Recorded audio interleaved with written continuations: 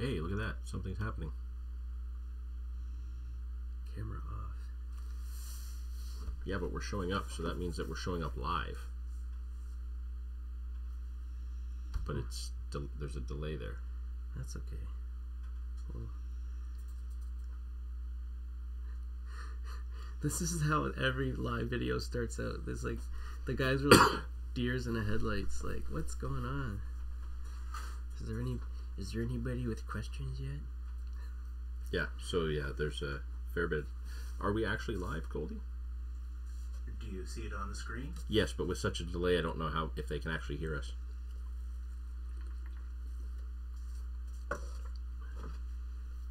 Do we have audio coming through? You don't know. Well, hopefully we're live. Hopefully things are getting started.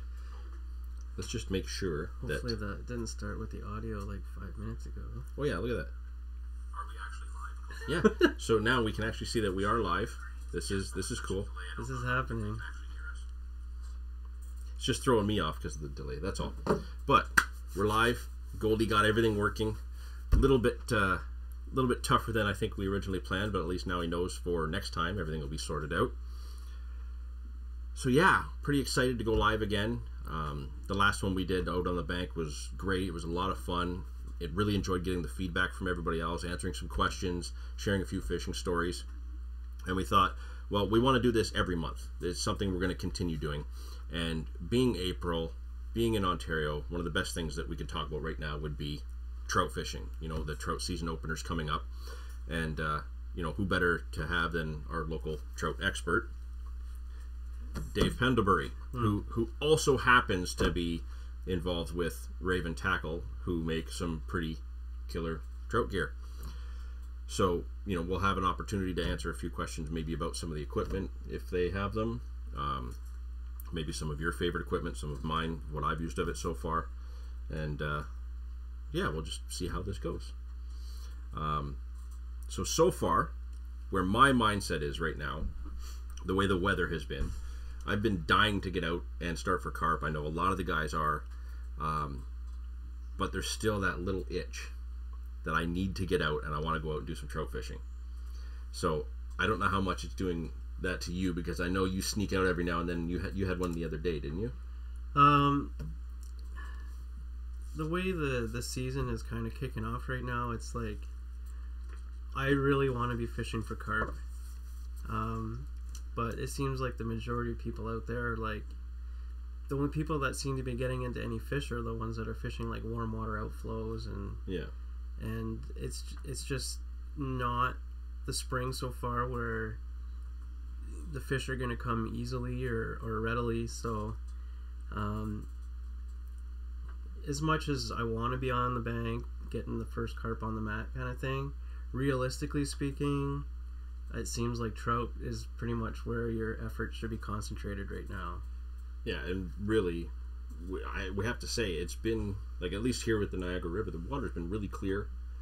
Its levels have not been up and down too much, have they? It's even just trout fishing, like on the Niagara. Like I don't want to talk about the Niagara all the time, but like in my situation right now, I'm not traveling a lot. I happen to live beside it, and that's where I'm fishing. Yeah. But the nature of the river and the nature of the winter so far is the clarity on the river is ridiculous. Like it's pretty much like a fishbowl all the time, and the ice conditions have been completely unpredictable. The ice boom broke this year. Yeah. And so it's been tough to kind of figure out, like, with wind direction and that, like, whether or not the whirlpool is going to be choked. Or, seems like 1 week it's on, all the ice is over on the American side, the next week it's over on ours, and so it's really hit and miss, and it's like it's kind of brought things back to,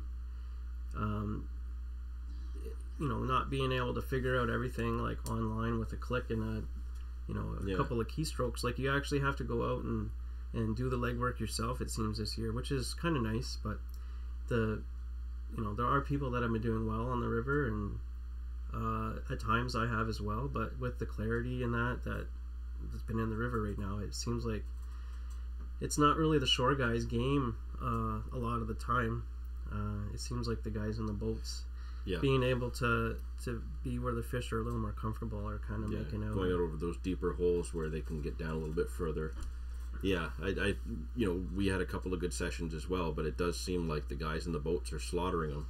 You go on the social media and it's picture after picture, and like, well, we just put in 6 hours and we saw one fish rise. These guys have had 6 fish in 1 hour. Yeah, that's why, like, sometimes I don't mind talking about the Niagara River, because it's not like a little stretch between here and the escarpment or whatever. Like, the Niagara River is like, it's the American side, it's the Canadian side, it's the mouth, it's the upper river, it's the lower river, it's from shore and from boat. Like, there's so many options. Like, so if you have some, the means to be in a boat, or the means to travel to the other side or whatever, like, the river has a lot to offer. So. Yeah. So we'll switch gears a bit, because obviously we know the Niagara has access in many different ways, and there's pretty much always fish in it. And the conditions this year, the guys that are down there are catching, and that's what's important. But with the season opener coming up in 2 weeks now, I always used to look forward to that. I always got excited. Season opener for trout was always the big thing for me until carp really took over my spring fishing. One of the big things that got me away from it was the crowds and things like that, where I always had trouble. But I did have a few specific, creeks that were my favorites. I fished the Credit a fair bit years ago, and like, I'm going back late 90s, early 2000s, right? Out of my high school years when I was really hardcore. I spent my college time studying an old Ontario Out of Doors book, How to Become a Rainbow Master. That was my Bible when it came to steelhead fishing and all the issues of Ontario fishermen, because it was just always loaded with great stuff about trout fishing. But with this season opener coming, the guys are going to be able to hit those creeks soon. All those favorite streams. They won't have to rely on just the big water. So they're going to have those options where they can get down there, use the lighter gear, maybe in some cases the shorter rods, and get into those tight little spots in amongst the brush, and fish for those, the trout that are in there that may still be a little bit wily because they know that they're being pressured. My personal favorite was Brawny Creek. In my opinion, mid to late 90s Brawny Creek was unmatched. I cut my teeth on float fishing there. I got all my first big steelhead there. It seemed like every drift, it took, once you figured it out, you had it mastered, and it stayed that way for those few years. And then, obviously weather changes through the winter, it carves the river up, it changes its shape, different buildings around it. It's not the same as it was for me back then, if I go back now. But it's always going to have a special place for me. If I were to say to you, okay, did you have a special creek that you went to that was maybe your favorite, or one that you could always count on doing well, which one would that be for you? I don't know that there was like a particular river that I hit more often than another one. I think like I had like a big influence for me my early years was one of my uncles, and he used to take me, and fish like all the tributaries of like up in Owen Sound. Okay, yep. There was like, I have fond memories of like, staying up late, tying row bags and like packing the car, and then he would get me to go to sleep on the couch for like 2 or 3 hours, and then we would leave at like 1 in the morning or something to get up to Owen Sound for first light.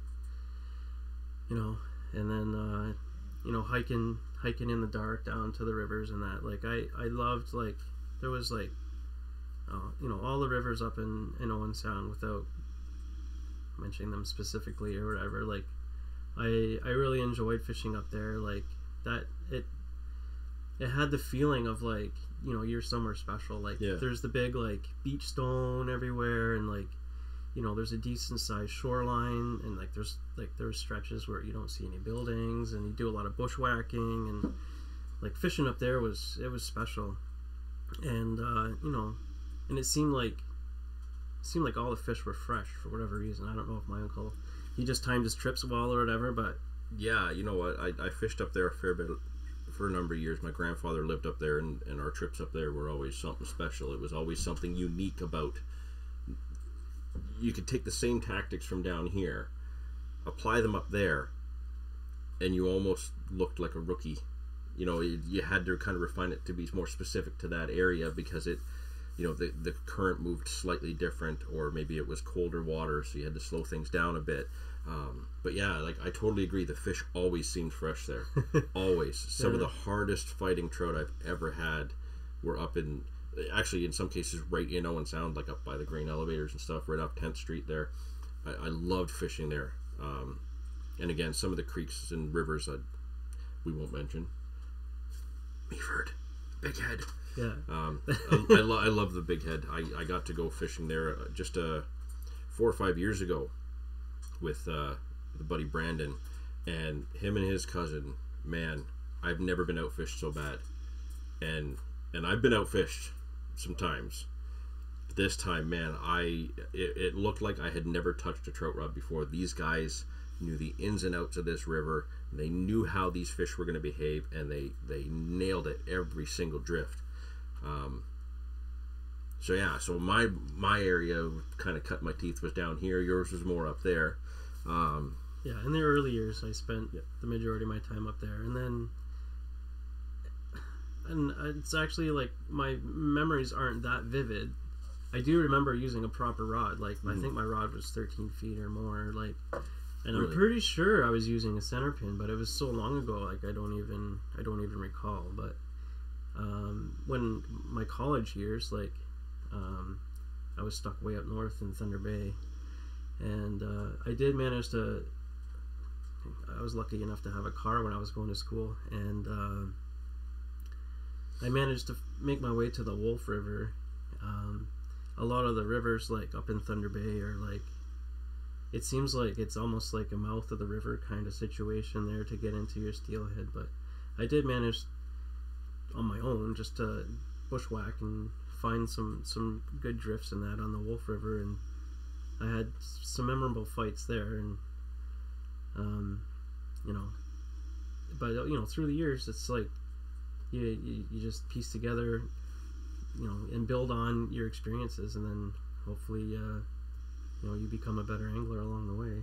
So you're saying that you started with a center pin way back that early? I don't even know, like I don't, like I know my uncle, and I know that he did fish that style. I don't recall using a spinning reel. Like I feel like I was using a center pin, but like my memories of back then, like, because like I wasn't always like year after year into trout fishing. It was like kind of drifted in and out with, like, you know, health concerns or going to school, and but now that, you know, now that I'm more entrenched in trout fishing, that, you know, center pin is basically my favorite technique, and you can see in your videos, obviously, like, I've been using it for even for carp and that too. So it's just, I don't know, it's just it changes things. It's like it's more tactile, and yeah, you have a better appreciation, I think, for the strength of the fish in that when you're fighting in that way.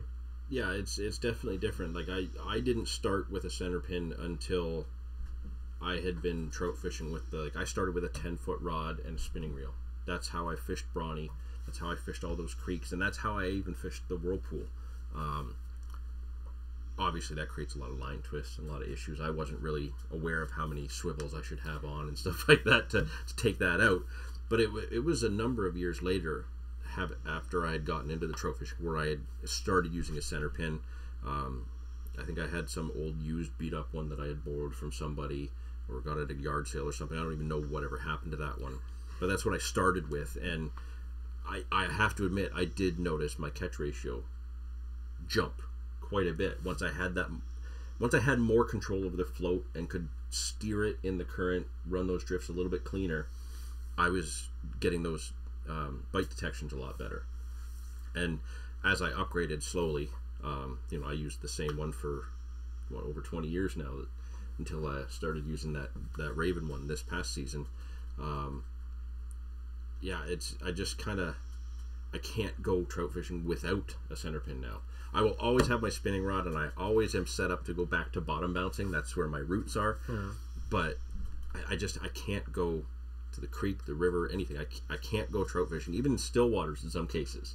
Like, in sound, when you're literally fishing just a rod length out in that calm water just along the wall or something like that, I'll still use a center pin then. Not sure why. You don't need it there, but yeah, there's something special about switching to that style, which has really taken over. Like, you used to never see it. A couple of guys would have one, and now everybody has them, and you won't see a spinning reel for most of the day. Yeah, I've kind of witnessed that over again a couple years back. Like, I think it was maybe 10 years ago. Like, for whatever reason, I decided I wanted to figure out the Niagara River, and like it for a couple years I would go down and it chewed me up and spit me out. Like, I didn't catch a lot of fish, and I don't really think there's any shame in mentioning, like, it's a bit of a beast of a river to figure out. There was those that get down there enough know that there's times where it'll go counterclockwise or clockwise, and this one direction it goes, I think when it's going clockwise, there's this one drift that kind of like dominates. Everybody kind of wants to end up there, and I got it to myself, and I thought, okay, today's the day, like, I'm gonna catch a bunch of fish, and I had the drift to myself for a couple hours, and nothing really happened, and I was using a spinning rod, and this guy comes down with a center pin, and you can tell he wanted to fish there, and I was kind of curious as to what he was holding there, and I let him have the drift because I obviously wasn't making the most of it, and right. I let him in, and I think he hooked up a couple times, like in the first few drifts, and when I rushed home and went online and ordered myself a center pin, like, just like that, eh? It was like, and because I don't remember whether or not I fished it as a kid, but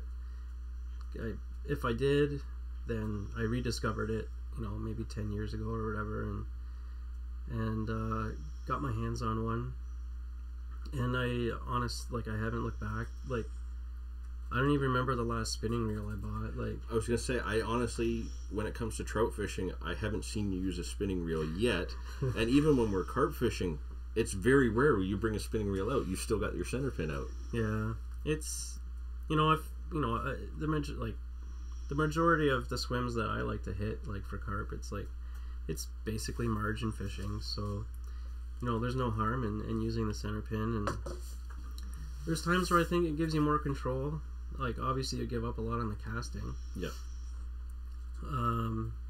But I find, like, when you're netting fish and stuff by yourself, like, I think it's almost easier. But and that goes the same for trout. You're fishing that moving water, you need to let that little bit out, and instead of relying on the drag, you got that little bit extra control, right?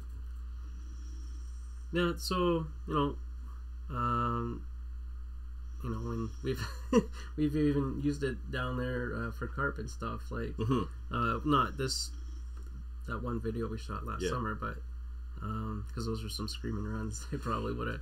Yeah, they pulled the pod over that. Probably would have burnt my fingers off if I used my pin for that, but no, that was a memorable trip for sure. Yeah, and there's a rumor going around that may happen again. just a heads up there. Well, I have family members coming from Scotland, and the one has mentioned that he wants to fish carp down there. Nice. So we'll see. Maybe we can get that all to happen at the same time. We'll probably set that up. Yeah. So with everything coming about, and like I said, this kind of nowadays you really only see guys float fishing. Everybody seems to have something different going on. Some guys are rocking beads and only beads. I'm still kind of old school where I like to drift my own streamers and row bags from time to time, or a single Jensen egg. I know you like to rock a certain bait. Yeah. I don't know if I'm allowed to mention it or not. I wouldn't see why not.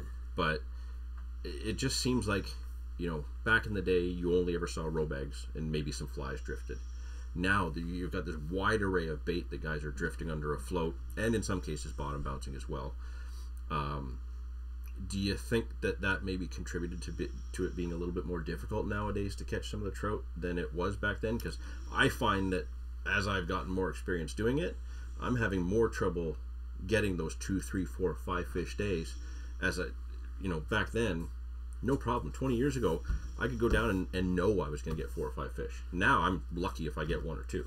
Honestly, I think the majority of it is just a numbers game.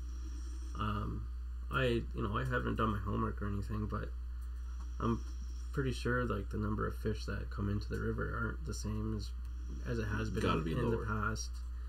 And I don't think it's the fact that they've seen the baits. Like, I don't think it's because they're pressured or anything, because a trip that I was on, not a trip, but I went out fishing about 3 weeks ago, I think it was, roughly, and I caught the same fish like inside of 2 hours. Like, oh really? So I don't think it's that they're bait shy or anything, or they've seen everything. I think it's strictly just a numbers game. I don't think there are the numbers of fish. Like, I think the majority of our rivers are, and I don't like to talk about it this way, but I think the majority of our rivers are like kind of they're all put and take kind of fisheries. Like, a lot of people are like, oh, catch and release, like, the populations are going down, and that may be true for certain bodies of water. I think there are certain rivers that they don't really have a lot of natural reproduction, and and you can see the ministry's been playing with stocking numbers of everything over the last couple of years. Like, everyone's all paranoid that the food web and the Great Lakes is kind of collapsing, and everything's changing. There's so many different anomalies in place now. So they've been taking the stocking numbers of salmon, and that's all been way down, and the stocking of like lake trout and brown trout, and there's putting in a lot less of everything. So maybe we came up trout fishing at the right time, when it was still kind of like at its prime, when everything was going in, and I guess also there wasn't quite as many anglers on the bank back then. And I think that's part of the reason why people are so excited for openers. Like, you can generally see the fish you're going for, or that you're standing on top of them, kind of thing. Yeah. And and the fight is second to none. So I think that's why a lot of people get excited for opener. But the flip side of the coin is like the reason why people are trying to avoid the crowds is like the expectations that people have for opener are so high. Yeah. They've taken time off of work, or they've made arrangements with their family, they've traveled a great distance, they've purchased gear, they've stayed up late tying bags, and then they get up there and they don't necessarily want to share the bank with anyone, because like they put it's a tradition with their father or their uncle or their grandfather, and there's a lot of pressure on that day to catch some fish, and you don't want to be sharing that river with somebody else, like if you're trying to get into a couple of fish. And I think that's where everything kind of goes sideways. Like, people kind of letting their expectations get the better of them going in. And they're not always going to be the first one there, even though they think it, right? The guy beside you has got the exact same mindset, and and that's where a lot of the friction comes from, I think, and it's unfortunate. But so I've guys that have been in the game long enough, they know like they won't fish opener, or they'll fish it once every couple of years just to remind them why they don't fish opener. Like, there's ways around it, and if you do your legwork, you do some scouting, you fish midweek or whatever, you go a little bit further, there's ways that you can have a backup plan, or watch the flow charts or whatever. Like, I don't get that technical, but I've been fortunate. Like, over the years, I thought it was like misfortune, but I've been fortunate over the years to my days off are kind of midweek, so I don't necessarily have to battle the crowds. Like, I bumped into you guys last week. You were goofing around for panfish, and I couldn't believe, like, there was like 6 or 7 people fishing the same little piece of water, and I was just like, wow. I'm spoiled having the weekdays off. Else. Yeah, we got down there and there was 3 people on this small swim, and we didn't even intend on fishing panfish there. We were going to go for hopefully some early carp or suckers that might have been coming in, but everybody was there float fishing for panfish, and there was only 3 or 4 people when we arrived. Then all of a sudden, and it was odd, but I know this happens in trout fishing, carp fishing, bass fishing, anything. We saw a couple of specific panfish come out. Some crappies came out. Well, what happens? Boom, 10 people there. It was like somebody got a crappie, they got on their phone, another crappie came out, and it was like, get down here, they're biting. So it's almost like they were waiting for that window, this feeding window, when this wave of fish would move in. Then everybody rushes down, catch. We all caught for an hour, and then it shut off again. And that's when you started to see people dwindle away. And I know I've seen that happen with trout fishing as well. A lot of different places over the years. You know, hey, I just had 2. Okay, I'm on my way down. 4 guys come down. I've seen it even with the guys on the boats, like the guides and stuff. Like, you know, it'd be like, it could be one guy talking to another guide, or a guide talking to his friends or whatever. You know, everybody wants to catch, and maybe the next time that person will reciprocate and give you that piece of information. Like, so I don't think there's any harm in it, as long as everyone's kind of respecting the fishery and respecting the fish, and you know, not really abusing the situation. So, well, Goldie, we haven't really mentioned you much so far. You're sitting there so quietly, being technical, with your earbuds in. Can you actually hear me? Has there been any questions yet? We haven't stopped to actually ask that yet. No. No? Not much activity today? True North Angler, he loved Owen Sound. And pack bait baller guys all over everything. That pack bait baller guy's fishing carp, and he's not even doing it in a nice way. He's just setting up a pod, dominating a big spot, and hoping for a bite. In all fairness, he's doing most of what I told him to, but I guarantee you he hasn't found that mussel bed where he's fishing yet. I guarantee that. But yeah, True North Angler, Owen Sound always will have a special spot for me, obviously for you as well. And I would love to get back up there again. You know, try some of those spots again. Oh yeah, and daddy duties and work and everything. But it would be.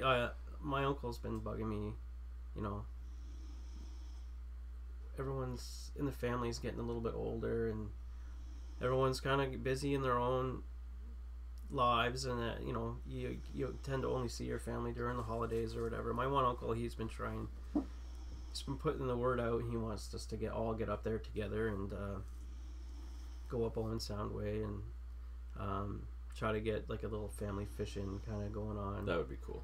You know, it's, you know, everyone has their own reasons for going trout fishing, and sometimes they change, but another thing is some people, their whole tactic change.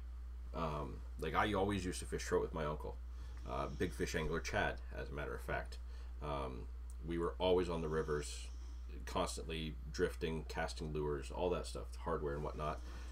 He's really ventured over into the whole boat trolling out on the big lake kind of thing, and you know, he'll catch trout and salmon all year long doing that. And I'm still one of those guys that kind of sticks to the spring and the fall, maybe a little bit in the winter, right? What are your thoughts on that? Like, do you ever go out in the boat with anybody, do a little bit of trolling in the summertime, or do you kind of leave that to that kind of crowd? 'Cause that's a special kind of crowd too. I'm terrible. I am terrible in a boat. Really? I'm kind of petrified of the water. I have a terrible sense of balance. I got out. I fished the mouth of the Niagara like about 2 years ago, and there was a good chop on the water, and I was pretty much hugging the chair and trying to do my best to stay in the game, but my sense of balance is completely shot. So no real natural sea legs then? No. I kind of don't mind fishing the inland lakes and stuff where you don't get that crazy chop on the water, but When you get the big rollers and stuff, like, I'm terrible. And maybe I would enjoy trolling, but if I had my own boat or got out more. But I just sometimes when I watch it on TV, it just seems like the fish are just kind of skipping across the water when. When you're bringing them in, not really fighting much. Yeah, I know it looks like that, and I've always been a firm guy that says trolling sucks. It's just not my thing. But I have to admit, getting out the last few times with Chad. With the exception of how he tried to throw Goldie from the boat by hitting the biggest waves head on that he could, while Goldie's trying to film and he's just kicking all that out, try and get Goldie to lose his grip and fall out, which would have been hilarious, of course. I don't know. It just the fight did seem way better than I expected. Hooking into even some small salmon, some small lake trout. It didn't feel like we were dragging them. I know it looks that way. On camera, like when I watch the TV shows, I don't know, it looks... I haven't done a lot of big lake trolling. I've done some flatlining and stuff, and I don't think that's necessarily the same. Yeah. You're not using, like, big, like, level line reels with, like, lead core and all this stuff. Like, I don't know. Yeah, it's something different, but I'm somebody who likes to change things up a bit. I like to try new things or get used to new things and do them every now and then just to help remind me of how much I appreciate some of the things I already do. I love fishing with all my carp gear, but every now and then I'll still go out and fish for bass, a day or two. That might be it for the whole season, 1 or 2 days. But every now and then I just like to throw a spinnerbait. And the same goes with the trout fishing. I've spent the last couple of years not really going out in the spring or the fall. Maybe kind of just sticking to a little bit of time in the winter, but then I'll go down in the fall while the salmon are still in the river or in the creeks, and I'll try and pick off those trout from behind them. And that's a whole art in itself, doing that. And sometimes it's just nice to remember what it was like when we did that constantly. Like, that was just our thing, to always go do that. And now that he's out doing the big boat fishing, and I'm kind of focused more on carp with the occasional bit of trout session in there. It's nice to every now and then to just try something new or go back to something old. I was just trying to figure something out so I don't sound completely crazy here. Are you Googling something? Yeah. You're Googling a fact to make sure that you don't not necessarily a fact. Oh, okay. Let's see here. Actually, one thing we can say... Breaking Boundaries. Boundaries. Breaking Boundaries. Is that a TV show? JP DeRose. Okay. I just, for whatever reason, the way our conversation was kind of bouncing around there, it kind of made me think of his show. I liked the concept behind that show. I'll admit I haven't seen it. I don't actually watch TV. It's basically like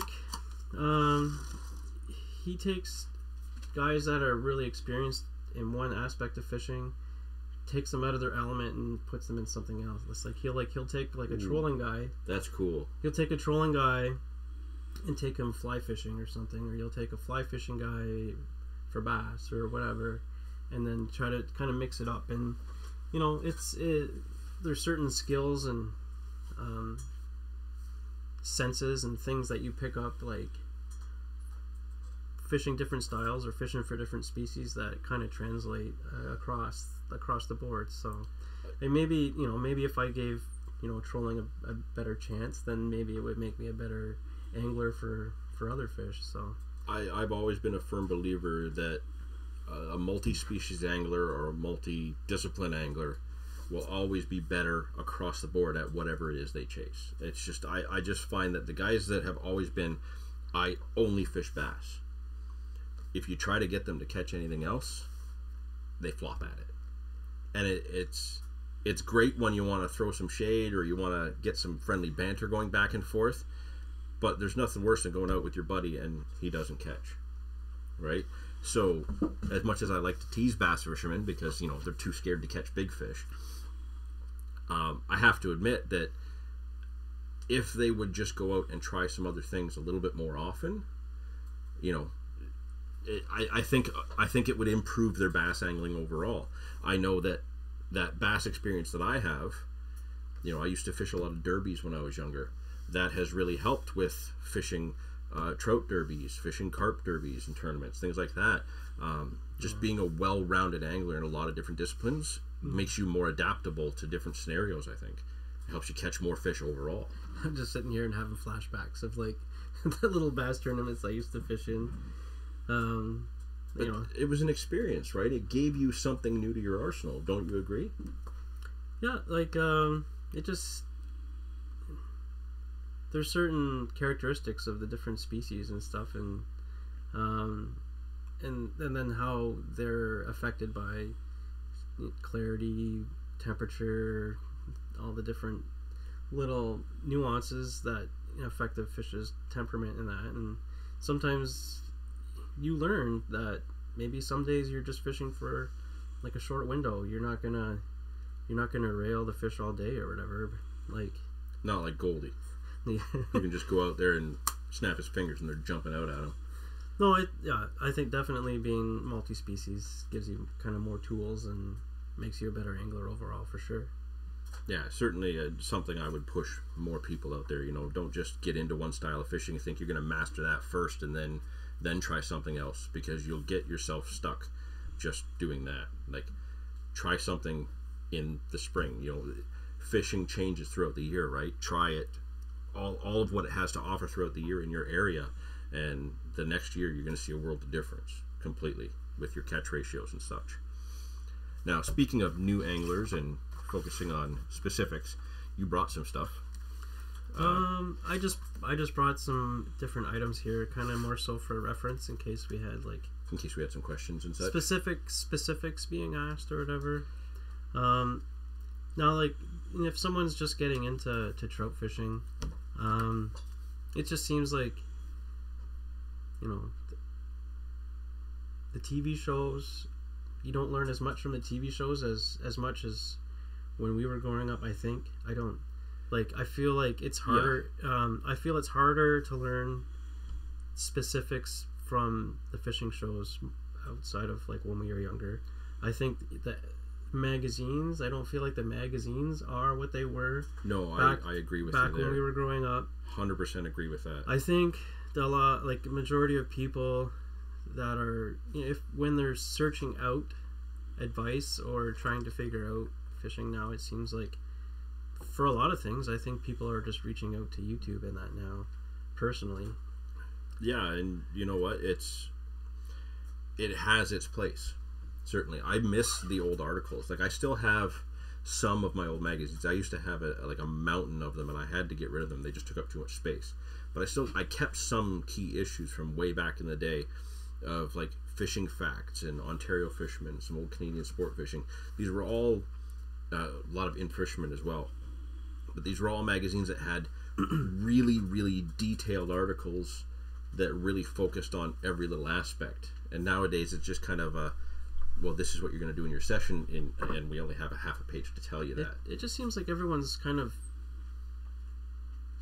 off kilter and adjusting right now. It's like, the magazine guys are trying to have like online content or like podcasts or whatever, and the TV guys are rebroadcasting or reformatting their stuff for YouTube or whatever. It just seems like there's a lot of change going on in the industry right now, and a lot of people, a lot of companies, it seems, are maybe using like pro staff, whatever definition of that term you want to use. Like, there's a lot of companies, it seems, that are relying on the pro staff out there to drum up interest in their products and that. And I don't know about you, but like the fishing shows, I enjoy them, but they don't feel the same as when I was younger. Yeah, I agree, and I don't know if that's because we're different anglers now than we were then. Maybe we're not taking in the same kind of information. I know with some of the shows that I watch, I certainly won't mention names here, but there are some shows, because I don't really watch TV now, I catch the old episodes on YouTube. But a lot of what I'm doing now is I'm catching what are now old episodes, but episodes I hadn't seen from maybe 3-4 years ago. They're uploading these, and there's multiple shows doing this. And I'm finding that when I'm watching these episodes now, it's almost as if they are catering to that old version of me still.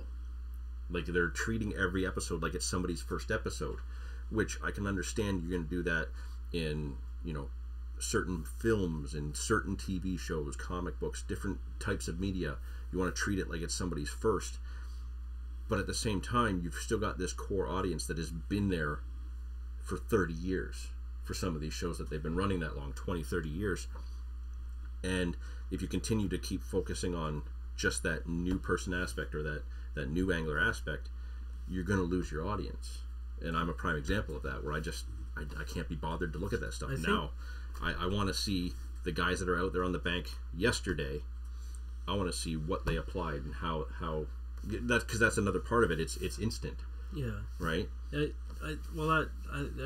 makes me think of two things. Like, one thing that I wanted to mention earlier was that it just seems, even for the shows and that, like, it seems like the whole sponsorship, revenue generating for the shows and stuff, it seems like the whole sponsorship ideas have really changed. Like, it's like there's a lot of big name guys out there that, you know, for whatever reason, like, it seems like Shimano or whatever has, like, changed their focus, and there's a lot of guys out there that were towing the line for that company for a long time. And yeah, I don't know what's going on in the industry, but it seems like people are changing where they want to spend their marketing dollars and that.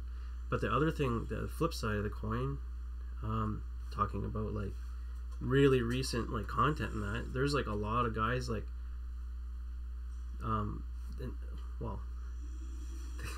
the guys in this room, like, I really enjoy watching the shows weekly for, you know, people that I know, or people, it's like, it's a little more tangible. Like, there's a lot of guys that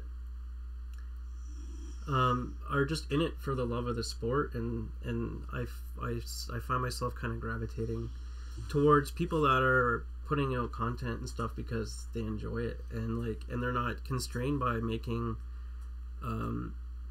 certain sponsors happy or whatever. Like, they're out doing their own thing, and I'm really identifying with that. Like, and I think, like, I've been doing a lot of searching on YouTube and that the last couple of years, and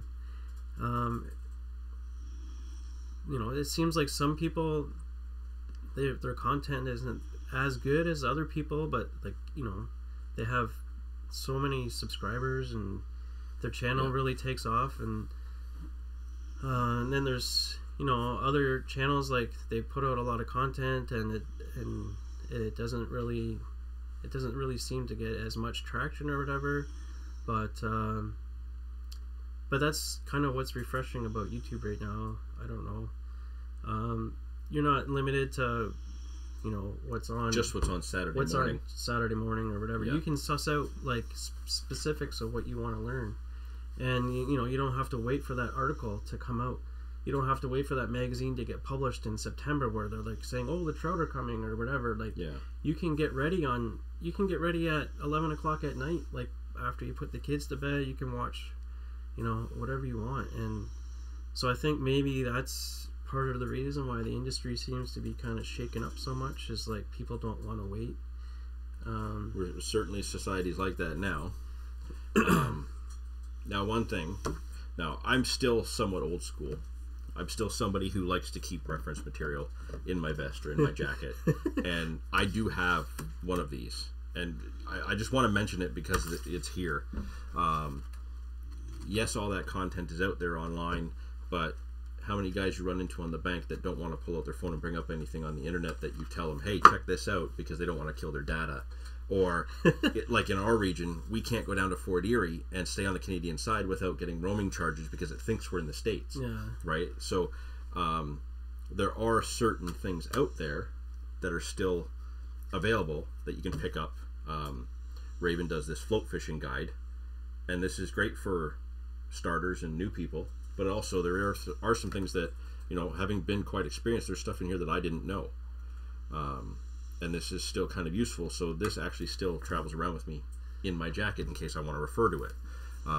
That book I referenced earlier, The Guide to Becoming a Rainbow Master, it's in this house somewhere, but that did not leave my vest for over a decade. That was in my jacket, and I would bring that out while I'm fishing. Oh wow, the lights really killed that I guess But now that I see the delay, the lights kind of killed that. But it's Raven's Float Fishing Guide. You can find these in a lot of tackle shops and on the website too. Yeah. I've been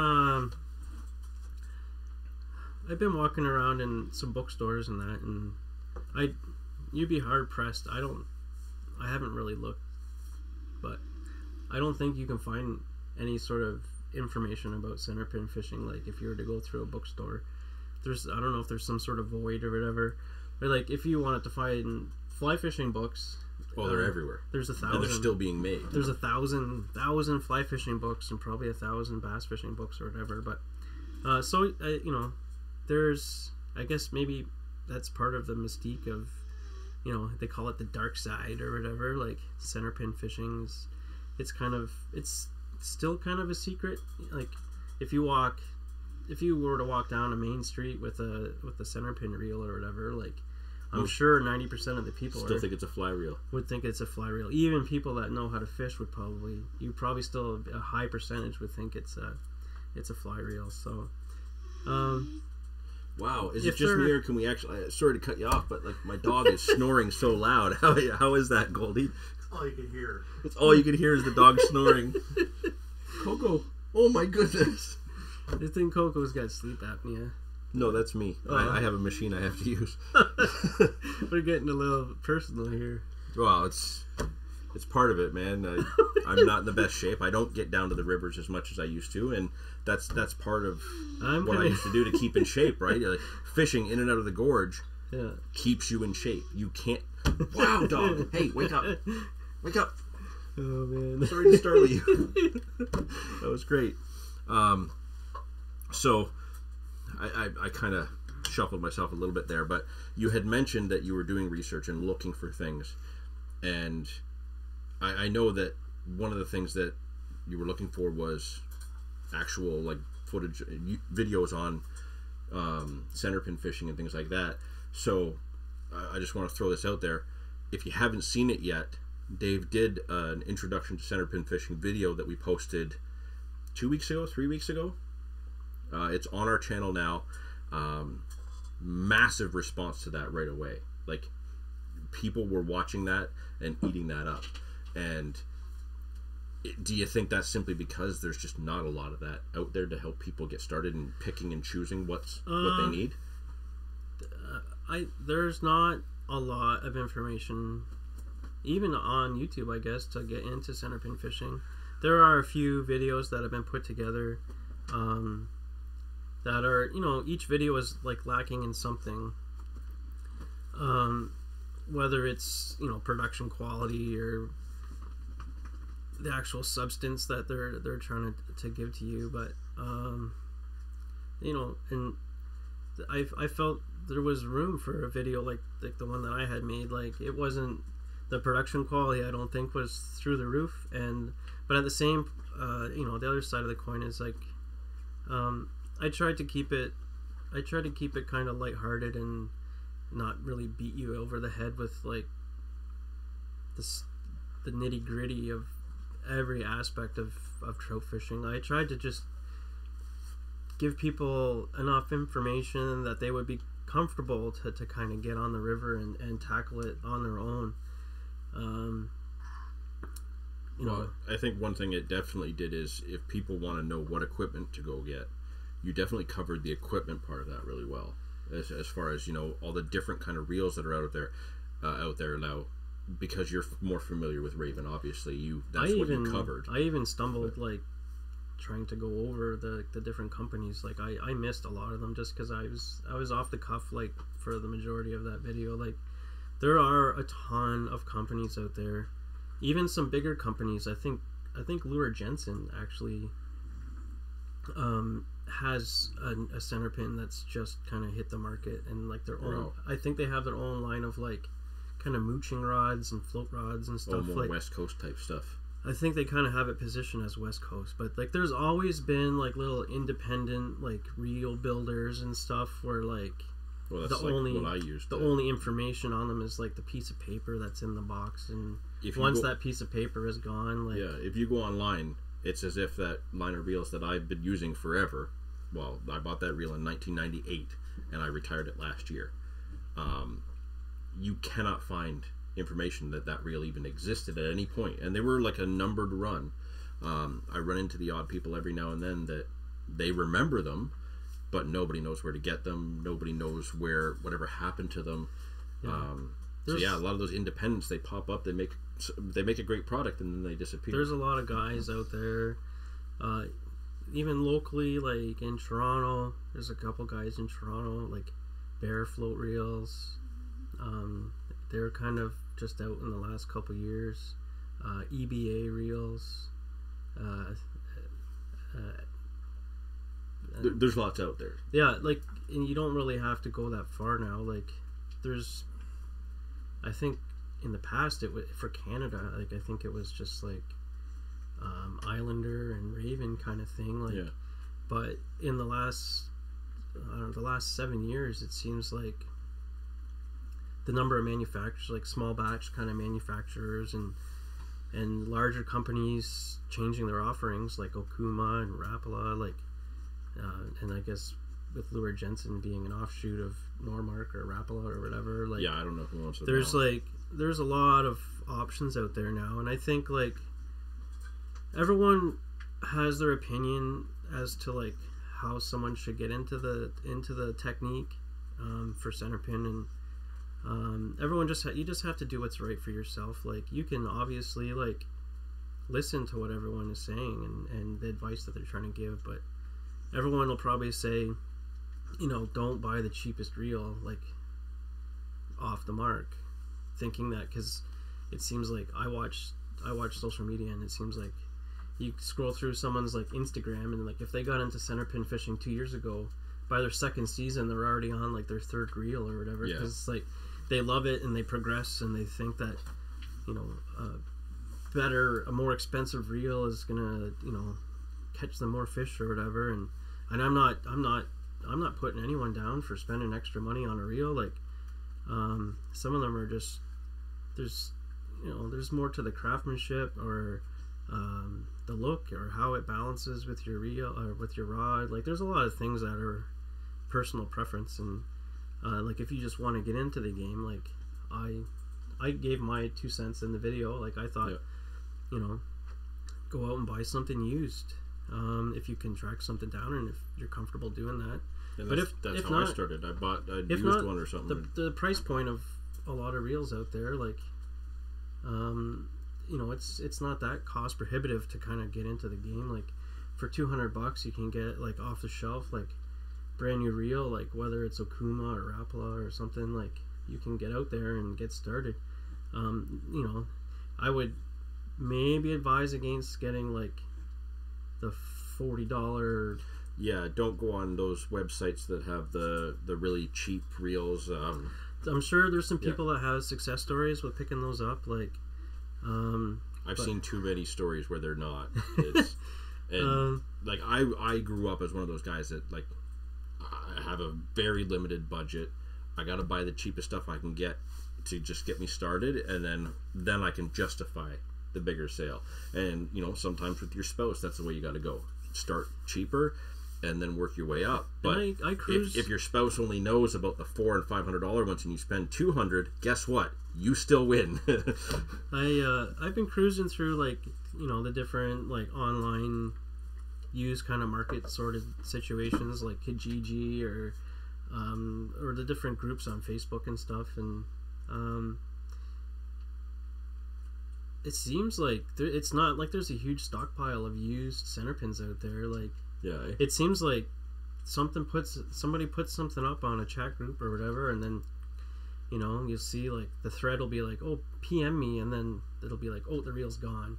Or like you'll see something on Kijiji and the person gets 60, 70 views of their ad or whatever, and the next thing, you know, the ad is down. Like, so I still think there's a lot of growth in the sport, in the technique. I'm just curious to see like the number of crossovers and stuff that happen. Like, it seems to be just kind of catching on the West Coast, and that obviously Islander's been around for a long time, but I mean like kind of further south, in the States. Okay. Oregon, Washington, yeah. California. I watch a lot of guys that are fishing the rivers over there, and it seems like a lot of guys are like kind of exclusively using like bait casters and stuff. And I think like I still think there's a lot of benefits to the center pin over top of that. Mind you, I'm not fishing that water, so I can't really say for certain, but yeah, I know for like when I watched some of the programs from over there as a kid, one of my favorites, Sport Fishing BC. I don't know if you remember that one. Yeah. He always had a level wind reel, bait caster, or like the big round ones. I always thought that was because of the rivers being a little bit faster, a little bit like heavier current. Maybe it just needed that strength in a reel to be able to crank a fish through that. Maybe that was part of it. What do you think on that? I don't know. Like I fished the Niagara, and I don't know that if there's much more out there, more powerful than potentially the Niagara, like Class 5 rapids or whatever. Like there's a lot of water moving through there. There is, but I think it's relatively docile compared to some of those raging rivers, yeah. glacial rivers. I don't know. That's just my personal opinion on what. But if the guys are like, as they're fighting the fish, if they're going down current, like the guys that are in those boats and stuff, like if they're going with the current while they're fighting the fish, that I don't know that. Yeah. I feel that the center pin would. And you know what? It might just make things more interesting if it doesn't have the benefits that I think it would. Like it would definitely change the fight, the whole feeling of the fight. So yeah, for sure. But how are we doing over there, Goldie? Anybody chiming in at all? What? Anybody chiming in? No. No. No. Did Pack Bait Ballers give up? He said he had already found the. The mussel. Oh, he found the mussel bed. Yeah. That's the last thing we've got. Okay.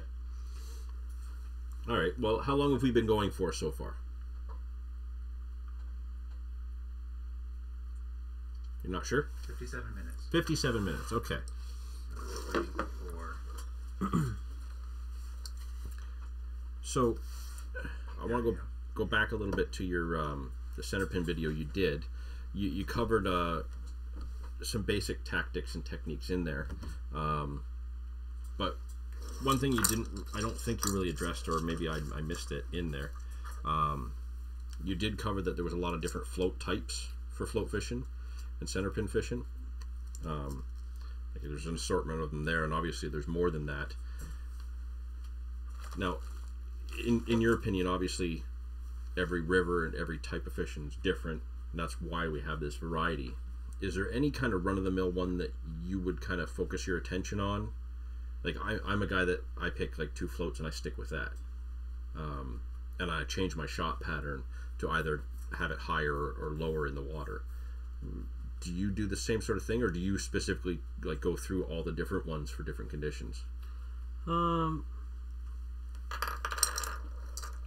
It's all kind of river specific. Like I'm not gonna fish the Niagara with like a 4 gram float or whatever. Your presentation is just gonna be ripping over top of the fish's head. It's never really gonna get a chance to get down there. Like, for you, like, it seems like you're kind of more comfortable with like fixed floats or whatever. Even just getting into like fixed floats versus slip floats or whatever is like, that's a whole other. A lot of people don't even know how to get like a slip float like on their line. I struggle with slip floats when it's cold. The rest of the time I'm okay. But if I am a fixed floats guy, but then I think that takes me back to my creek fishing.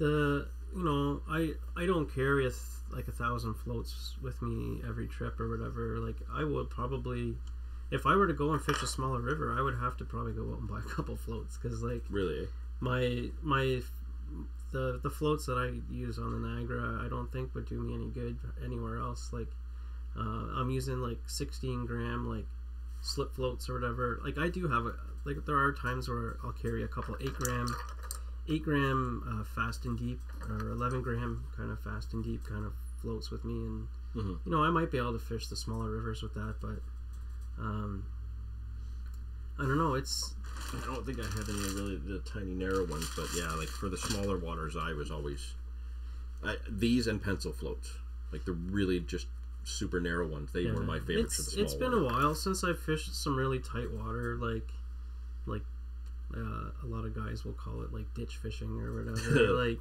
it's been a while since I've gone out and done something like that. Like years ago, like a local river near here. Like I ran into Owen Nolan, like the hockey player. Yeah, for like the opening of trout season. And oh, are we done? Did we lose our feed, Goldie? My friend, he noticed it was Owen Nolan before I did. We're still going. Okay. My friend noticed it was Owen Nolan before I did, and I just kind of wanted to leave him alone. But my friend went and got a picture with him. I think he got knocked out of the playoffs, like just like a couple days before, I think. So, everyone's got, and that's the thing with opener, like. Imagine you cross like Owen Nolan's line or whatever. Like, what's his mental state? Like, how's he gonna take it after getting knocked out of the playoffs or whatever? Like, you never know what the person is going through, like when they hit the water beside you. And I try to give everybody as much space as I can. And then the more you get out, and the more you run into people. Like, if you're not all over them to share a spot with you, and they might. Next time you see them in the parking lot or whatever, the second year or the third year you see the guy, like, he might be calling you over to share the hole with them. Like, I had that experience just this past weekend. There's this particular drift I tried to get all through the winter, and every time I went there was the same car there. And I left the guy alone. I didn't go down and fish beside him. Like, I think I know which swim you're talking about. We're talking like January, February, like -10, like just trying to get a bite. Like, and this one guy was toughing it out. He was down there all the time. And then I went and fished a different spot for carp last week, and I see the guy there and I finally went over to him and said, is that your car right there? He's like, yeah, it's my car. And I'm like, I've been tripping over you all winter trying to fish this one spot. And he's like, why didn't you come down? He's like, we're all just out to catch fish. And I'm like, you know what? I'm like, I didn't know how many people could fish in that swim comfortably, so I just left you of your own free will. Like, I didn't want to fish beside you. And you never know. Like you said, you never know if that's somebody that's comfortable that says, hey, we're all here to try and catch fish, come on down. Or if it's hey, I'm here first, get the hell out. And then we shared a couple stories, and now, like, you know what? If I see that guy on the river again, I'll fish beside him. Yeah. And, he didn't chat my ear off. He wasn't annoying, so I definitely wouldn't mind, sharing the bank with him down the road. And, and he was pretty open about his experiences when he was fishing that spot, so... And then I shared the information I had on the spot where I met him this past weekend, and we weren't even fishing for the same thing. Like, I was fishing for carp, and he was casting for walleyes and lake trout and stuff, and so he didn't mind sharing the bank at all because we weren't even going after the same kind of fish. Like, two completely different approaches. Like, I had my bank stick out and my bite alarm, and I was casting off to the right, and he was casting off to the left doing his own thing, so it was kind of cool. It's amazing the kind of friendships and camaraderie you can build up on the bank, isn't it? Yeah, if you, years ago, there's another kind of local spot that I was trying to crack the code of kind of thing, and I was struggling, and some of the older guys, local guys, they were getting off of work, going down, and they were hitting a couple fish, and I was struggling, and so it just got to the point where I just started picking up garbage off the ground, and I didn't ask for any advice. I just started picking up garbage, just like I was watching the guy that was fishing, trying to figure out what he was doing, like giving him his space, and I just started picking up garbage off the ground. And the next thing I know, he's like, hey, that was me like 10 years ago. I used to pick up the garbage down here all the time. He's like, it's endless. And he's like, thanks. And I was like, yeah, no problem. And then he opened up, and I didn't even ask for any advice at that point. So Sometimes just that nice gesture to help out the spot. You gotta slow play it sometimes, and everyone is all about the quick answers and stuff, and I think it's kind of abrasive when fishing is, clear your head, slower pace, unless you're tournament angling. Is that what it is? Unless you're clear your head and slower pace. Unless you're tournament. Am I even capable of that? Well, we are carp fishing, right? So sometimes, no, I'm not. Well, you know me. I can't go out and not catch fish. I have to push it. Yes. It's not like Demir where I can just put my line out and just kick back and relax and enjoy his day off. I can't do that as well as he can. Well, and that's the thing. Like, we've come to know each other's nuances and stuff. But but not everybody's an open book when you stand beside them. That guy over there. But anyway, I don't know. But if you let's say you had to give a little bit of advice to someone, like, just getting into trout fishing or whatever, like, not where to fish, but like just some things that aren't so common sense. Like, is there something that you would pass on to somebody that's just trying to get into it? Like, yeah, just based on my experience, the main thing I would be saying is don't leave your information at home. Like I said, that's where I'm old school. If you have a booklet or a favorite magazine article or something like that you can reference, keep it with you on the bank, because you're going to be thinking, what was that? And you'll forget. Have that stuff on you, for sure. That's number one. Always have your... Nowadays, with the cell phones and stuff, you can access data from anywhere in the world, anytime, as long as you're not roaming, like in Fort Erie, where your data's good. But, like, make notes and store them in your phone. Always have the information, like, right there ready to go. And, like in the case with the opener coming up, or like we're talking about how, you interact with other people. For me, it was always about no less than a rod length away from a person. So if everybody's using 10, 12, 15-foot rods, you keep those rod length distances apart. Don't just jump in and stand next to somebody and be like, hey, I'm going to fish here too. Is that okay?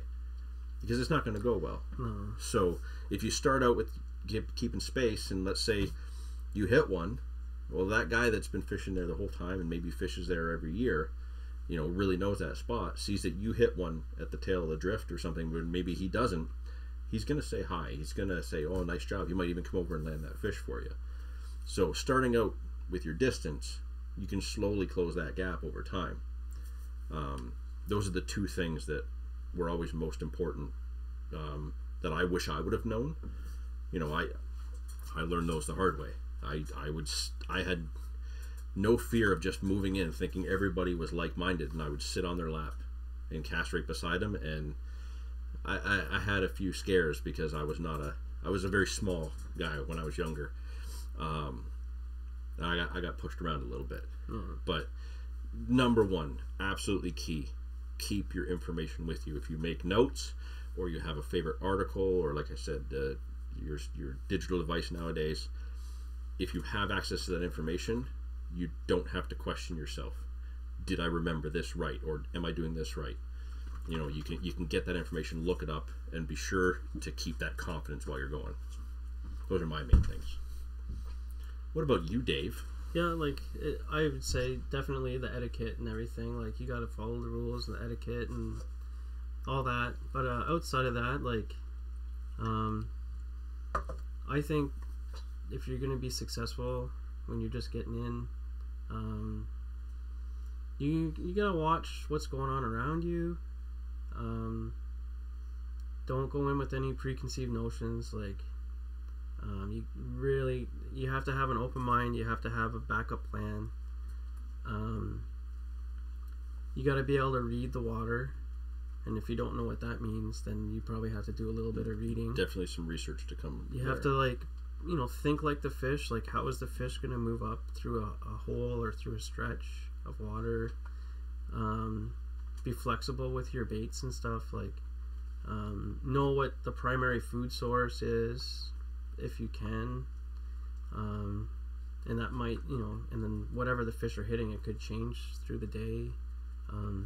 I would say, wear your polarized glasses if you're fishing smaller water or bigger water. having that extra little visibility, like if you might be able to see that extra boulder or the deeper hole in a run or whatever that might be holding the fish, like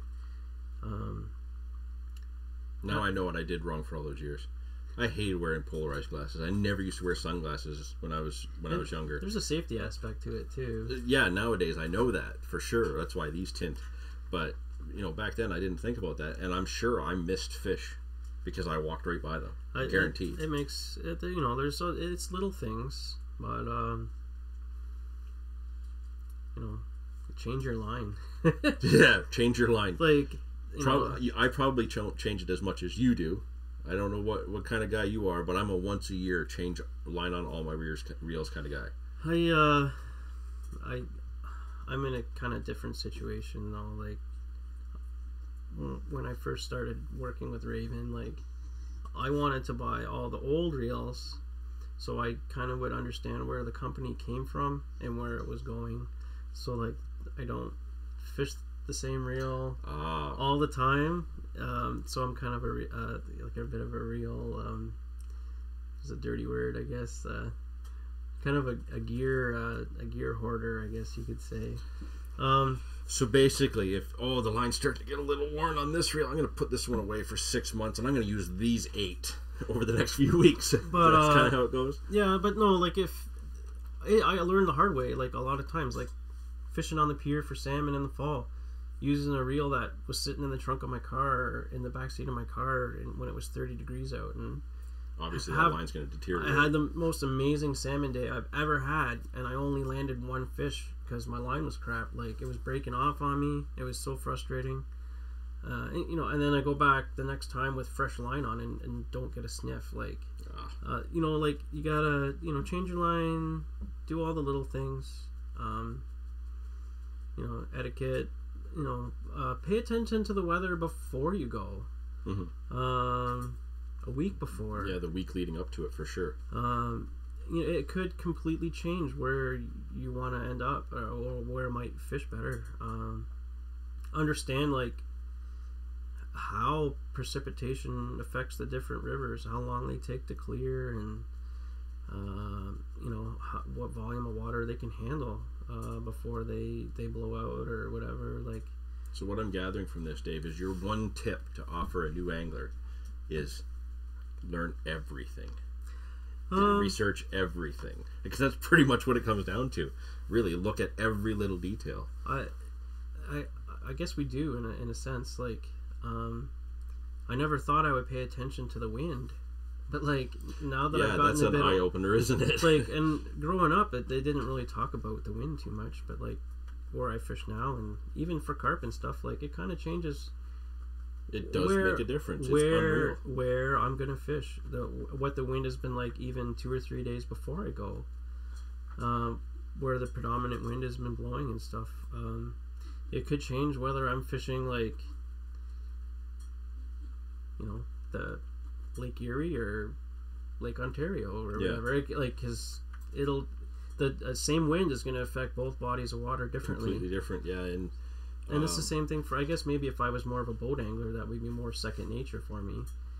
Yeah, being a shore guy, I never bothered with the wind until I actually got heavily into the carp fishing, and I realized how much carp relate with the wind. But then, because it was something that I had developed as a habit to look at the wind, I started to notice when I'm fishing panfish, wind is a factor. It was the other day. Goldie and I were out hitting appointments through the day, and we had an hour to stop in at a spot where we were going to catch some crappies, and the wind was completely different from the last time we were there. Guess what? There wasn't a crappie to be seen, and I got a bluegill. That was it. Yeah. So wind, learning about the wind from fishing for one species, I came to appreciate how much it applies in every aspect of all my fishing. Even ice fishing, we found that the wind plays a factor, and you wouldn't think it would, being above the ice, but it does. It's unreal. Because I think maybe, the wind is changing maybe a lot of the times because of different fronts, and different fronts mean different, barometric pressure and stuff.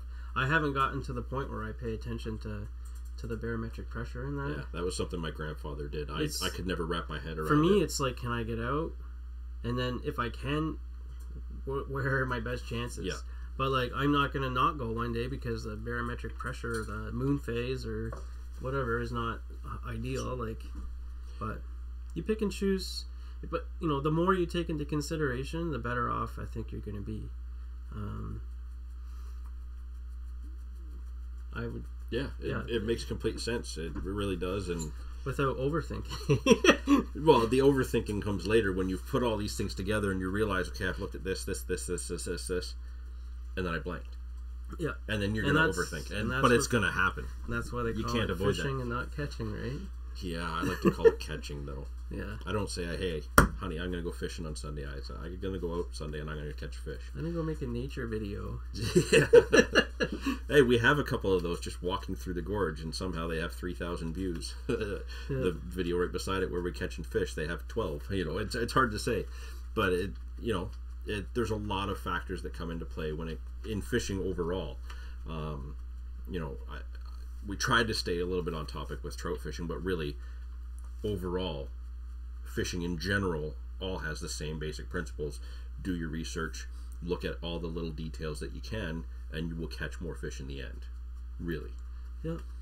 Not for Goldie. I've tried to, and you know, with maintaining Raven Tackles like YouTube channel and Monster Carp Tackles YouTube channels and stuff, I've tried to, if I find something that I think is useful to somebody, I've put it in a playlist for Raven anyway, that, you know, tips and techniques or whatever. Right. I don't think I've gotten any extra views from it, but my intent was to kind of try to put together as much pertinent information as I thought I could get my hands on, and just kind of put it together. So, well, the thing about that is you might not cater something, you know, you might not put a video out there catering to that new angler, but a new angler is going to find it, and they'll find that information valuable, maybe not right away, but as they go back and do more research and find those other pieces of the puzzle that came before it, then they'll realize where that slips into place, right? Because I think it's, as much as centerpin fishing is kind of, there's like a void of information, like I think it's the same for carp even. Like I don't think there's an abundance of information out there, and I know the fishing shows growing up, like it seems like they avoided carp fishing. I can remember one when I was like in my teen years. I can remember one episode. I don't remember which show it was, but there was a guy fishing under a train bridge for carp using a method feeder and bait that had come over from England and stuff like that. Like, that was the first exposure I ever saw to that, and I thought nothing of it. I just stuck with my corn and my split shots for years. But then once I discovered what carp fishing actually is overseas, then I dove in head first and did all the research I could. I come home from work, I don't watch TV. I put on YouTube and I look up whatever new carp stuff is out. Then I spend part of my time looking for old stuff. So I'm researching every day. And there are guys that'll do that for trout and do that for bass, and that's fine. But at the same time, I'm still going out catching panfish. I'm still going ice fishing in the winter. I'm still making sure that I'm covering all the bases and keeping my angling well-rounded, even though my main target might be carp, and that might be where my obsession is. I don't lose track of everything else that's out there, because just it adds to your fishing arsenal overall if you're more well-rounded, I think. It's kind of nice that it seems like the two species, like their seasons kind of fit together nicely. Yeah, for sure. Oh, a little bit too cold, a little bit of ice cut pushing in for the... It's November. Okay, let's jump over It's November. It's getting kind of crap. Maybe I'll stop fishing for carp. Oh, it just happens to be probably the best time of year to go for trout. Yeah. And then, you know, you come around to April, and it's like, well, it's getting a little crowded on the trout streams. Like, and the weather's getting a little bit better. Maybe I'll bust out the carp rods again. So it's kind of, you know, the two species, like, I think carp is going to grow a lot. Yeah, for sure.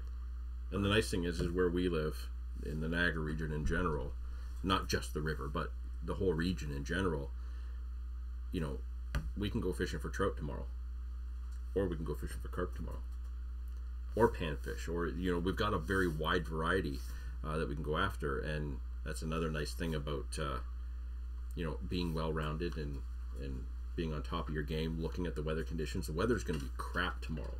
Absolute crap. 4 degrees or something. It's going to be cold. It's going to be rainy. Fishing carp's probably not practical. But guess what? I can get the center pin out. I can go do a little float fishing before the water levels rise like crazy. Yeah.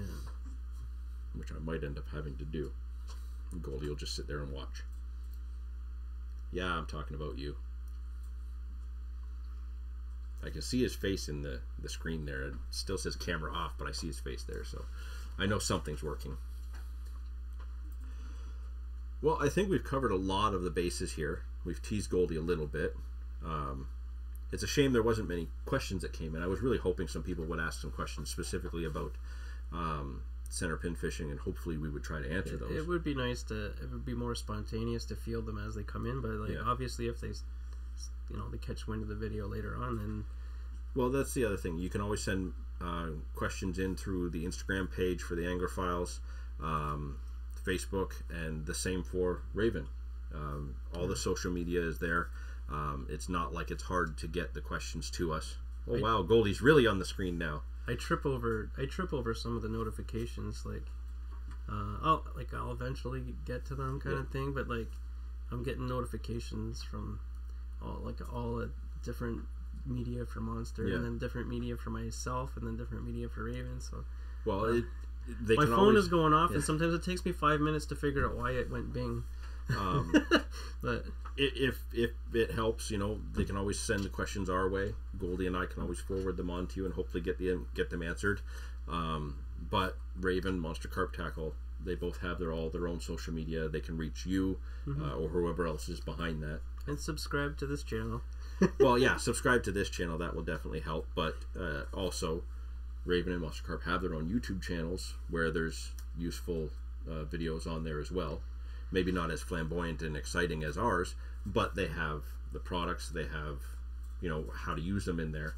Yeah, and if my computer doesn't completely fry in the coming weeks, then hopefully we can collaborate a little bit more and get some more videos put out. If it does fry, then you just say, okay, honey, your wine budget's going to go down. We have to get a new computer. You think she'll go along with that? It wouldn't work with mine, so I don't imagine it'll work with yours. Yeah, probably. But I think we've covered a lot of different topics in relation to just overall fishing, being well-rounded, doing your research, getting ready for the trout season. Be ready for that trout opener. That's going to be a hell of a day. But is there anything you want to add before we wrap this up?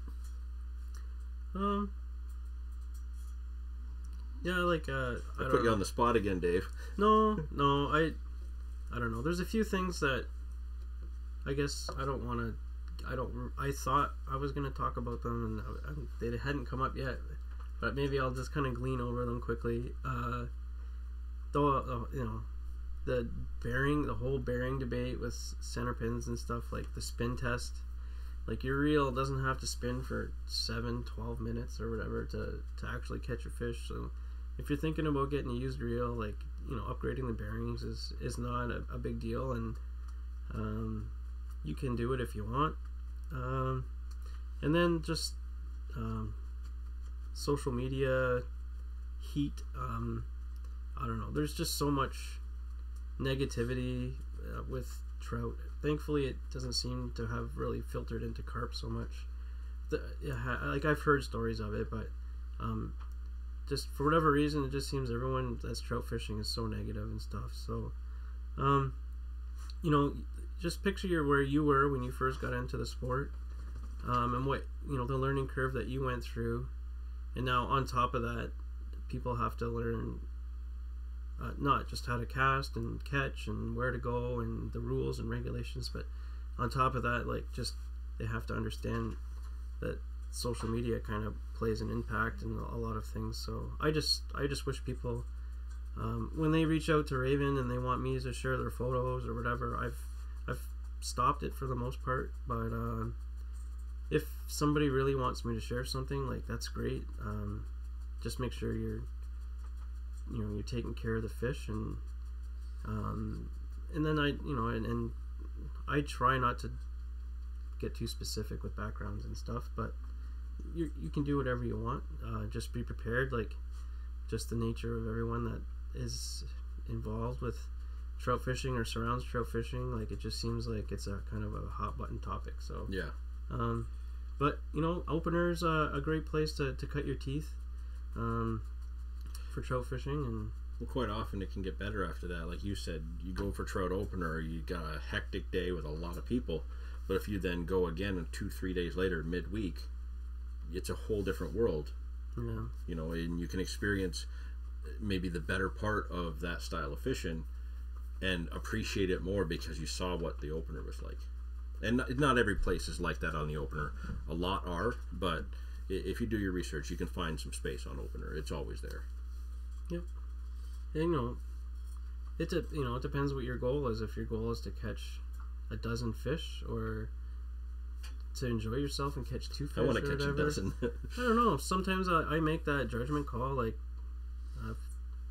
do I want to rub elbows to maybe catch more fish, or do I want to have a little stretch to myself? And that's why we're different. I like to go catching. You like to go fishing. A lot of times. And Goldie's just the camera guy. It's not his job to catch fish, right, Goldie? I guess those are my little bookends on the video, I guess. Hey, you know what? Everybody's different. Everybody looks to get something different out of fishing. All we can do is maybe offer up from our experiences and what tools you need to do it. What do you think, Goldie? Shall we wrap this up? Do you hit the big red button that says done? I just have a few things to say. Can we hear you? Thanks to Lee Hoff, who actually looks like he's been in this video the whole hour and 27 minutes. Wow, awesome. Also, we're pretty sure we're not going to have a video next week. Unless we catch tomorrow. We might. But I think we will probably not put the video up because we have that really massive project that we have coming up for the end of the month. Yeah, I got to work on that tonight. That's a lot of editing still to do. So we have at the end of the month we have a really big. Oh, okay, I can't do that anymore. We have a really big show coming up. We're not sure if it's going to be a 1-parter or 2-parter yet. That's how big it is. Yeah. Yeah. So we're working on that. For next month, we're going to try and do this again on the Saturday. Hopefully it'll be a 12 o'clock start for our. Well, it only started late today because I had to work, right? Yeah. So hopefully you don't have to work. That one will probably mostly be about the Fishing Canada Carp Cup coming up end of May. So you're ready for that. So we'll probably be doing a lot of talking about that one in that episode. What else was there? On the video that Dave did for the center pin fishing on Raven Tackle. Raven Tackle. Somebody asked if we are sponsored. At one point we were sponsored by YouTube, but they changed the rules on us, so now we no longer have a sponsor. So if you ask anything you see in the background, the Tim Hortons box there, the Tim Hortons cup there, the Raven Tackle hat. I don't know what hat John's wearing right now. I can't quite tell. Garmin, Monster Carp tackle hats, Under Armour, whatever hats we're wearing. Those are personal hats that we like to wear. We do not have any sponsors. We do not have anybody giving us money, giving us product.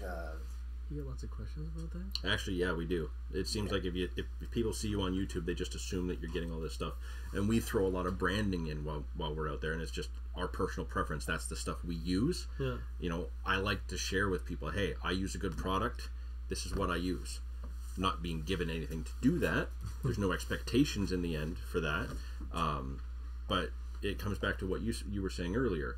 If you're going to go out and get yourself a good product, you're going to find you stick with that. You're not going to want to go out and get that cheap stuff.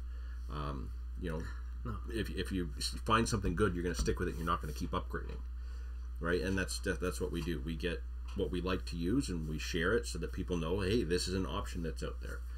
it's what we stick with, but somebody might upgrade from there. You never know. Sorry, Goldie, I cut you off there. No, that's okay. So if you do want to give us money, or if you want to buy the recipe for your boilies. Oh yeah. No. The vanilla boilies. The vanilla boilies. Hey, we say the name, you think it gives away what's in there. Even Goldie doesn't know the ingredients to that because I threw some additives in there, and I'm a firm believer without those additives, it's not going to catch fish the same way he catches with those. So that recipe is not for sale. That's all mine. You don't even know that detail. Mm-hmm. So yeah, so to anyone that thinks that we're making zillions and zillions of dollars, our threshold is we have to get to 1,000 subscribers before we can actually start making money on YouTube again. So we have no income coming in here. So just to answer anybody's questions. Yeah, it's all out of pocket because you know what? It's about the passion behind what we're doing. We enjoy sharing this information. We're going to be doing this anyways. Why not pass some of that information out there? And I like going back and watching the videos, like to get excited for the next season or whatever, or just to see what I would have done differently had I been in a similar situation. Like, yeah, for sure. And looking back, I like seeing, when some of us are fishing with our friends, and you go back and you see, oh, hey, yeah, that was a hilarious moment. But then we think about the part that hit the cutting room floor because somebody went on an F-bomb rant or something like that. And it's like, oh, I remember that part too. It's just, there's something special about doing that. I'm just trying to check here, since you did mention that we need to hit that 1,000 subscriber threshold. As it stands right now, we are at 941 subscribers. Ooh. We are now less than 60 subscribers away from 1,000. We need 59 more. We keep bouncing with the idea of whether or not we should do a contest when it comes time to hit that 1,000 mark. I haven't decided 100% yet, because if we're going to do a contest like that, I want the prizes to be awesome. So it's in our minds. We're not 100% yet, but when we get up to, let's say when we get up to, say, less than 40 subscribers to 1,000. So when we get to 960 subscribers, we will announce whether or not we are going to do a contest. And if we are, we're going to make sure that the prizes are good. Does that sound fair? Sounds good. So share this. Share the channel. Let everybody know that you like watching this stuff. And we'll do what we can to keep it going. Are you done? I think we're done. Yeah, okay. Let's, and scene. Fade to black. I don't know if we can fade with live stream. Turn off the lamps. Turn off the lamps. Turn off the lights. I want to watch this makeup off. Yeah, the beard is all makeup. It's not actually real. It looks, though. It looks that way. And this is where Goldie lets it all run, because he doesn't want us to miss anything funny. The problem is there's such a delay that I don't actually know if we finished or not. You made it onto YouTube, bud. Are we out? So, dude, you had that popping up constantly. How did you make it?